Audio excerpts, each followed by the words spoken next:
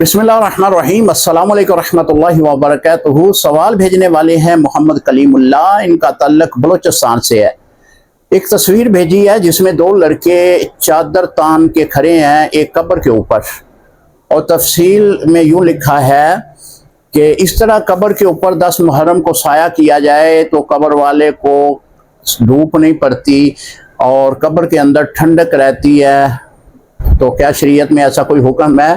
जी मोहतरम, ऐसा तो कोई हुक्म नहीं है कि आप ऊपर चादर तान के खड़े हों और साहिब कब्र को कब्र के अंदर उसका साया चले जाए, ऐसी कोई रवायत नहीं है।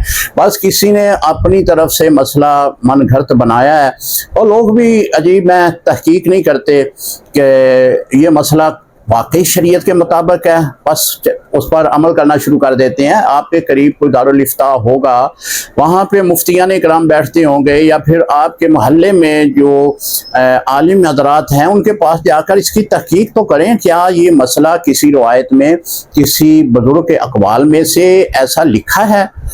देखें, कब्र के हालात जो हैं वो अल्लाह की सुपुर्द होते हैं, आलम बरज़ख के जो मामलात हैं वो अल्लाह की सुपुर्द हैं। अगर अमल सालेह नेक अमल करता रहा है तो कब्र तो खुद ब खुद ठंडी हो जानी है। बल्कि हुज़ूर अलैहिस्सलाम की हदीस मुबारका भी है कि कब्र जन्नत के बागों में से एक बाग भी है और जहन्नम के घरों में से एक घरा भी है।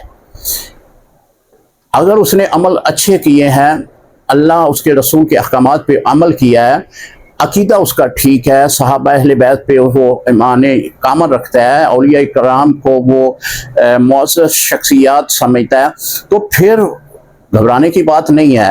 अल्लाह ताला उसकी कब्र को वैसे ही ठंडा रखेगा। अगर उसने ज़िंदगी भर में अल्लाह उसके रसूल के अहकामात की मानी नहीं, अमल ही नहीं किया, सहाबा इकराम या अहले बैत पर वो बुग़्ज़ व तान करता रहा है, औलिया अल्लाह के साथ वो मजाक करता रहा है, तो फिर वो इस बात की आरज़ू रखे कि कब्र के मामलात बड़े संगीन हैं, बड़े सख्त हैं। वहाँ फिर ना तो कब्र के ऊपर उगने वाला दरख्त उसे साया देगा, ना इस तरह की चादर जो तान के लड़के खड़े हैं ये ही साया कब्र के अंदर जाएगा।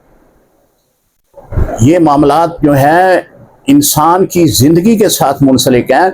अगर इंसान की ज़िंदगी के अदवार जो है वो शरीयत के मुताबिक गुजरे हैं, फिर परेशान होने की ज़रूरत नहीं है। फिर खुदा ताला उसकी कब्र को भी ठंडा करेगा, उसकी कब्र जन्नत के बागों में से भी बाग बनाएगा, और उसकी कब्र भी हद नगाह तक वसी और ईज़ करेगा।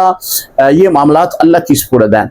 अगर उसने बदअमल किए हैं तो फिर ये चादरें जो तान के लड़के खड़े हैं या इस तरह के कोई भी मामलात, अगर आप उसके ऊपर गुंबद भी बना दें, उस इमारत भी बना दें, तो कब्र वाले के अमल अच्छे नहीं हैं तो वो जहन्नम के घरों में से एक घरा होगा। अस्सलामु अलैकुम रहमतुल्लाहि व बरकातुहू।